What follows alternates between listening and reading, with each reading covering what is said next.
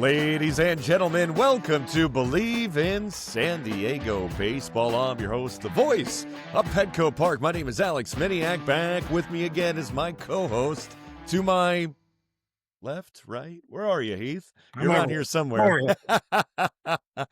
He's Bell, everybody, the three-time All-Star, joining me as he always does here on this podcast. This has been a busier week than I could have imagined. We got a lot of great playoff baseball to discuss. We have a Savannah Bananas schedule to discuss coming up, and we're also going to talk about the top 20 jerseys sold this year in baseball. A couple surprises on that list. And Heath, I know you've been watching a lot of playoff baseball. We are still in the midst of some really close NLDS and ALDS races. I don't want to waste any time. I want to get to it. Cubs and Brewers. Game 2, Cubs' Seiya Suzuki hits a 3-run home run in the top of the first inning, and then Milwaukee's Andrew Vaughn answers back with a 3-run home run in the bottom of the same inning. This is just the first inning. This is how this series has been going. Jackson Chourio hits another 3-run blast in the bottom of the fourth. Brewers go on to win Game 2, 7-3, and then back to Wrigley we go. Cubs, they get their game at Wrigley. Guess who? Michael Busch, still hot, leadoff home run. The first player to hit multiple leadoff home runs in the same series in the same postseason. We saw he was hot in the Padres wild card series. He's keeping the heat on for this one. Fly the W. Cubs win Game 3, 4-3, the final. Yeah, I really feel like that series, Milwaukee and the Cubs, it's really whoever is playing at home is going to win. Yeah. So it's probably going to go all to Game 5, and, anything can happen at the last game, but, Milwaukee's probably got the edge just because they're going to be at home. Well, fans listening to this fine podcast, we're going to let you in a little secret. We record this the night before it comes out. Okay, and the Cubs-Brewers game is going on now, so we don't know. We don't know how it's going to turn out. But Cubs are winning right now.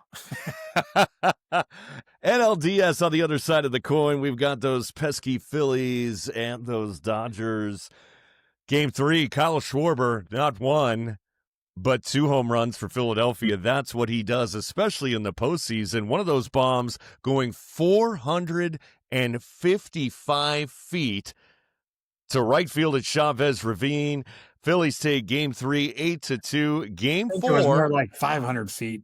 Yeah, that thing kept going and going. Yeah. I think it went off the edge of the mountain down to the 110. Like hit the parking lot, hit somebody's car. Yeah, that was far. Game 4. This was a different game altogether. Game was tight. There was a pitching duel. Glasnow goes 6 for the Dodgers, gets 8 strikeouts, no runs allowed. Sasaki comes in relief. He deals 3. Again, no runs allowed. A combined 9 innings for those guys. So guess what? Into the 11th we go. 2 outs, bases loaded for the Dodgers. This is interesting, Heath. You probably just got home, so you did not get to see this. But bases are loaded again for the Dodgers. 2 outs. Pitcher Orion Kerkering on the hill for the Phillies. The ball comes back to him. He can't field it cleanly. He misfields it, misplays it. Instead of going to first to get the out, he goes home. He goes home, and then he uncorks it way beyond the catcher. You would think this is a routine throw, pitcher fielding practice. How many throws does he make to the catcher? And he completely misses them, and the series is over. Dodgers win 3-1. Man, how are you feeling if you're Kerkering? You feel horrible because you probably did it a million times in spring training, but here's the problem. You probably haven't done it since spring training. And then here's the other part that nobody realizes. Like, the Yankees lost, so they were at home. So they had to watch, the fans had to watch the Blue Jays, blah, blah. We'll talk about that. But Phillies lost. Dodgers won. They got to fly all the way to Philly. Miserable. Yeah. And it's just like, you feel like you just lost it. Even though there's a lot more to it, and there's, you got to lose 3 games. You just feel like it's, because, every kid dreams of being on the mound or being up to bat and winning for the team. And when you're on the other side, it just sucks. It Yeah. really does. I can't imagine. I mean, I probably would have just plopped down on the hill and cried. Well, I mean, I tell you, in '07 with Trevor Hoffman, the 163 game, and he came in, it was double, double, triple, and sack fly, and we lost. We were up by 2 in extra innings. I was a pitcher before, pitched like 3 innings.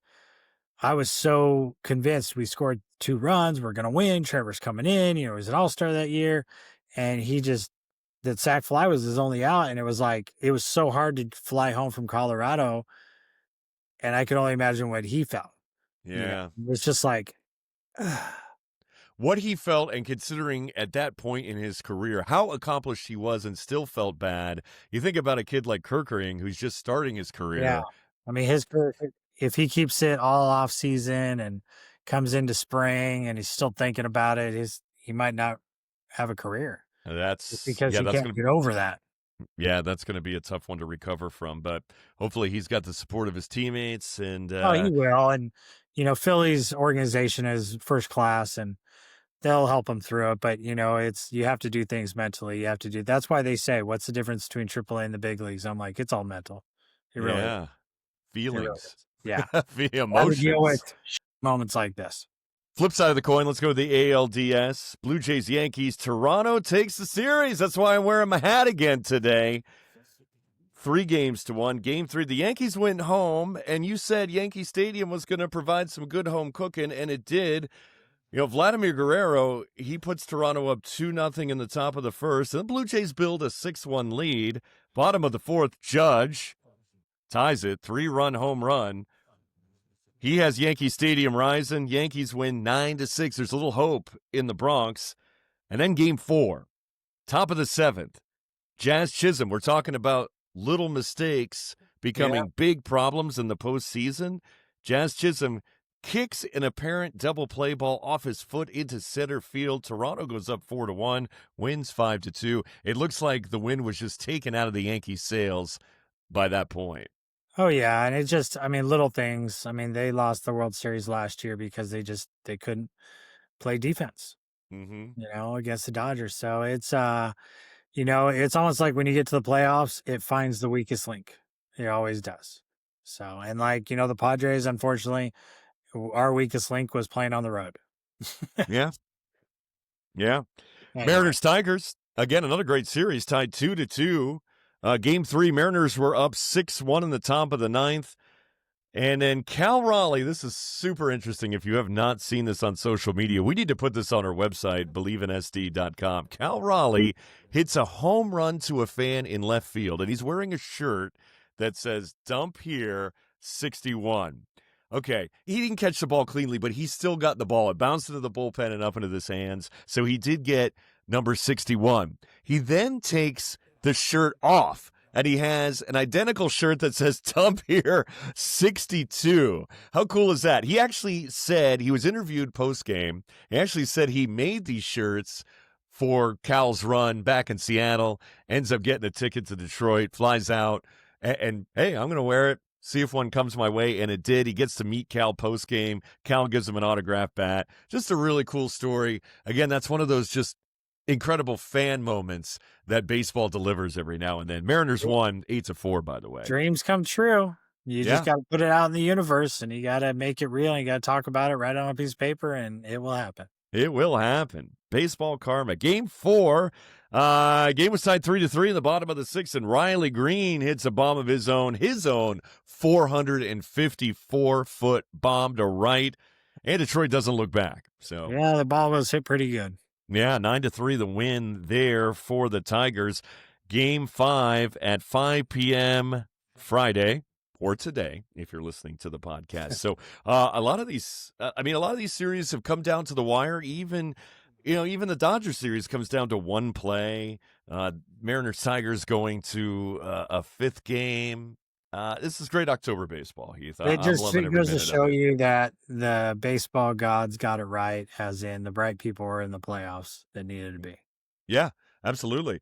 We're talking about baseball karma and kismet and willing things to happen. A lot of fans come to ball games with their favorite player's shirt on or their jersey. And recently released by Nike and Fanatics, the top MLB jersey sold since opening day. I have 20 of them here. Not one, but two Padres made this list. And should I spoil it for you, or do you want to guess which two? I'm going to say Manny and Tatis. You got it. Ding, ding, ding, ding, ding. You were correct. Of course, it didn't take, Too long. rocket science either to figure that one out. I'm trying to think who's the number one. The number one. Can you guess the number one? Can you guess the number one? I'd probably have to go with Ohtani. I don't know. Well, you're right, Heath. Ohtani is number Judge one. Up there? Number two. Oh. Number two. So you got the first two, Ohtani and Judge. That makes a lot of sense. L.A., New York. Number three. I'm going to challenge you on this one. It's not who I thought it was going to be, because I thought number four would be number three. I got no idea. Freddie Freeman. Really? Yeah, number three. Number four is Mookie Betts. Number five, Francisco Lindor. Not Juan Soto. Yeah, I think Juan Soto would have sold more jerseys if he would have stayed with the Yankees. Juan Soto, number six. Number seven is a player that changed teams mid-season. Now, that's interesting. A player that changes teams mid-season and lands a jersey for his new team in the top 10. Miller? Rafi Devers. Rafi Devers. Rafi Devers of the San Francisco Giants. Number 8, Bryce Harper still selling jerseys. Number 9, still going strong, Jose Altuve of the Houston Astros. Rounding out the top 10 is none other than Fernando Tatis Jr. Oh, there we go. So Tatis is your top Padre sold. Back half of the top 20, number 11, a player that came back from a major injury, Ronald Acuna Jr. of the Atlanta Braves. Number 12, a player who is retiring after the end of the season. Big Kershaw. Name. Yep, you got it, Kershaw. Number 13, Boston Red Sox player that we had our eye on. The new kid, whatever his name is. Yes, Jarren Duran. Duran. Number 14, Ella De La Cruz of the Cincinnati Reds. Number 15, Vladimir Guerrero Jr., another junior and a great player. We didn't say Paul Skeens yet? We have not gotten to Paul Skeens yet, but he is a top 20. Number 16, Pete Crow Armstrong of the Chicago Cubs. Okay. Number 17, although he's probably departing after this season, Pete Alonso of the New York Mets. In fact, he said, I think that night the Mets were eliminated, he said he was gone, but still selling jerseys in Queens. He should be in New York. He should be with the Mets. Yeah. Gator, baby. I'm a Gator. Love Pete Alonso. He should definitely stay with the Mets, but we'll see. Hey, I think blue and orange transcends, man. Stick with him. Number 18, you called it, Paul Skeens, Pittsburgh Pirates. We're down to 2 now, number 19 and number 20. You said one of them already in our conversation today, and I said one already today in our conversation. 19 and 20, who do you think it is? They were both playoff teams. It wasn't Manny. It was Manny, number 19. Okay. Number 20. Just said it. Big Dump Cal Raleigh. Oh, Cal Raleigh. Yeah, number 20. So Ohtani, Judge, Freeman, Betts, Lindor, Soto, Devers, Harper, Altuve, Tatis, your top 10. Acuna, Kershaw, Duran, De La Cruz, Guerrero, Crow Armstrong, Alonso Skeens, Manny Machado, and Cal Raleigh round out the top 20. So, all right, let me ask you a question real quick. You have a lot of jerseys. You have them framed behind you. I'm thinking when you collect a jersey, it's going to be from an all-time great. A lot of fans buy jerseys of their favorite player at that given time. When I buy a jersey, I tend to buy either a blank jersey that I can wear anytime, any place, or a legend. Like if I was buying a Padres jersey, I'd buy Gwynn or Hoffman or Heath Bell, since you're in the room. But But what's your jersey buying strategy? You stick with the legends for the most part, the collectibles? No, well, here's the thing: is if if it was something meaningful, like I played with Mike Piazza and I never got a jersey from him because it wasn't meaningful. I didn't become good friends with him until he retired, and then it was kind of like weird to ask for a jersey. And plus, I didn't know I was going to see him like at the World Baseball Classic or occasionally a charity or here and there. But it was like if you were a good friend of mine or I met you or you were kind of a great player like Chipper Jones back there kind of tore me up a little bit when I was a Met and then I got returned it. But I knew he was gonna be like a Hall of Famer and I kind of wanted his jersey up and like Greg Maddux, I mean Hall of Famer, but I'm not gonna get I got his Braves jersey, but I'm like, dude, I played with him, so I'm gonna put a Padre jersey up with him. Like I have it signed, the Braves, but it's tucked away. It's not even Yeah. framed or anything. So it's kind of like, and I have a lot of baseball bats behind me, and it's guys that I were intrigued or I looked up to in high school, and then I got to play alongside of them or against them. It was kind of meaningful. I didn't get everybody's baseball bat and this or that or jersey, but I got guys that are meaningful. Like I got a lot of pitchers bats that you don't see, and people ask like I got Nolan Ryan and people ask me, why'd you get Nolan Ryan? Did you grow up loving him? I'm like, no, I actually Roger Clemens, but I actually never got his jersey signed because it was never a chance he was there. Cause like when he was playing in Houston, he didn't go on the road. And then I got sent down when we went on the road. So I had the jersey, but I just never got him signed. And, I wanted a Red Sox of him. So I have a Red Sox, but I never got him signed. And, so it's a hit and miss sometimes, especially when you're young, but also, we buy the jerseys and it's kind of like I said, it's a meaningful thing. Like Nolan Ryan, my dad loved him and I got to see him with the Rangers. So I got an Angels one and a Rangers one. And, the Angels one was for my dad. And then, the Rangers for me, cause I was actually there at his last game that he pitched. We just happened to be in Texas seeing family and there was a Ranger game on. So we went. So, and we didn't even know Nolan was pitching. So later on, I was like, yeah. So, I mean, there were some greats in here and there, but I kind of figured like, it was cool. And, like Chipper, I could call Chipper Jones right now and he'd be like, hey, Heater, what's up? And I feel like that's cool. Yeah, that's very Where cool. I haven't talked to him like in a year or two, but it's just kind of like we've done some charity things in the past and stuff like that. So those are the things that I kind of are memorable to me. Maybe like, my kid said, hey, why didn't you get this guy and that guy? I was like, he wasn't like cool or something, to me, or I never got to really meet him. So I don't know. Yeah. It's So nice that's, it's nice that you can have a collection that has double value, right? I'm sure there's yeah. a price you can put on it, but the Well, meaning it's like that's everybody behind it. asked, like Tom Glavine, I got a Mets jersey because I was teammate of him, Yeah, but like, why would you get that? You give him a Braves. Well, I did get a Braves, but I have the Glavine one up somewhere in the house. And I'm just like, because that means something to me. sure. I'm like, oh yeah. Well, I'm like, well, I was a teammate of his when he was playing on the team and I was playing on the team. So it's like, no, look, see, Maddox, yeah, he was my teammate. A lot of people go, he was a Padre. I'm like, yep, for 2.5 years.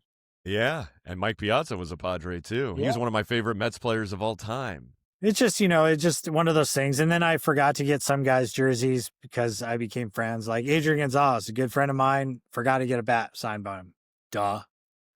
Just because it was like, sometimes you're teammates or you're just good friends, you forget to ask those guys because you're like, oh, I'll see him forever. And I'm like, I totally forgot. Yeah. It reminds me, I probably need to text him and, dude, do you have an extra bat you can send me? So, Well, we anyway. can get Adrian maybe on this show and he could sign it for you live on Bleav in Yeah, San or Diego just, yeah, Baseball. we'll figure it out. That'd be awesome. Well, coming back after we take this quick break. By the way, if you found this show, stumbled on us, thank you. Make sure you hit the follow button and subscribe to us. It's Bleav in San Diego Baseball. We're on the Apple Podcasts. We're on the Spotify. We're at iHeart. We're at every quality podcast distribution hub you can find because we are that quality podcast. Of course, we're So on the we want web. to be on your radio or on your phone. Absolutely. We'll find you. We'll find us. We'll find you. That's weird. That's creepy. But we're out there, and we're looking for you to join us here in the interwebs and listening to our show. We're also online at BleavinSD.com. We got a fan poll there as well. Make sure you hit us up and vote when we have them up there because we love to get your feedback at all times. Coming back in a couple minutes, we'll have more Bleav in San Diego baseball. Welcome back to Bleav in San Diego baseball. My name is Alex Miniak, your co-host, alongside the three-time All-Star Heath Bell, who just happens to be wearing a Savannah Bananas hat. And maybe, if we get to look below the the camera shot here, Savannah Bananas T-shirt, I believe. Is that true? Yeah. What are you sporting there? Look at that, Savannah Bananas. How did I know that? I don't know. That's creepy. It's a big day for the boys out there. It is schedule release day for the Savannah Bananas. In fact, this is happening by the minute as we speak while we're recording this podcast. Petco Park will be the home to the Savannah Bananas again. Coming up sooner than you think, Saturday, March 21st and Sunday, March 22nd, the Savannah Bananas roll back into America's finest city against one of the new teams in Banana Ball. Yeah, there are two new teams coming to Banana Ball in 2026. We have the Indianapolis Clowns, which is actually a very cool partnership with the Negro Leagues Museum. Ryan Howard is going to be a coach of that team. It's to honor the barnstorming spirit of the original Clowns franchise. Very cool. And then the franchise we're facing in San Diego is the Loco Beach Coconuts, which I like because their uniforms are Hawaiian shirts, and they're going to be coached by the flying Hawaiian himself, Shane Victorino. So that's a couple of cool tie-ins for Banana Ball in 2026. Again, the dates, the 21st and the 22nd of March, getting you into Padres season. We're going to be like a week away from opening day at that point. So that's going to be a nice primer. Way to prime the pump in the gas lamp. It'll be pretty cool. I mean, they're doing some special things over in Savannah, and then, they're going to have multiple teams, and it's going to be really fun to watch year in and year out. It's going to be a massive schedule next year, 60-game schedule over 45 states. Just when you think Banana Ball can't get any bigger. I mean, I thought once they brought you in, that was it. They couldn't get any bigger. They are going They brought big. Trevor, and it was even bigger. Well, we're going to need you, Trevor. I'm going to try to get on this train, too. Maybe I can get out to a couple of these. I'll have to call Jesse and see if he'll sign me up to officially announce a couple of these. That would be fun. Yeah, that's going to be huge. It's coming back to Petco Park. I can't wait to see it. And again, people always ask about tickets. I know they're doing the ticket lottery system on their website again. Get them now. Get them now for whatever. Actually, the lottery will close its doors on the 31st of this month. So we're only talking about 22 days or so, 21 days, if I'm doing the math right. So you want to get on them now. I told my wife to do that. I'm going to be out of town, unfortunately, that weekend. I won't get to see it. But get it now. Get them. Get it now. Friends. Get them for friends. Yeah, if you did not have a chance to see them and Heath and Trevor while they were here last month, you got to do it because it was one of the most fun experiences I've ever had. It's nonstop action. It's like a fever dream. That's the way I described it to somebody earlier today. It's baseball. It's bright colors. It's dancing. It's antics. The fans are involved. It's 2 hours of just mind being blown. So if and that's you never not a know sales what's pitch, going to happen. And I will tell you this, and people don't believe me. It's not scripted. It's not. The only thing was scripted was maybe that was it. Or when you're bringing in a special player. That's it. That's it. So it's gonna be a lot of fun. Make sure you get back to Petco Park for that. I know we're gonna keep an eye on it for sure. It's in March, people. It's in March. It's in March. Get there to Petco Park. Well, you know what?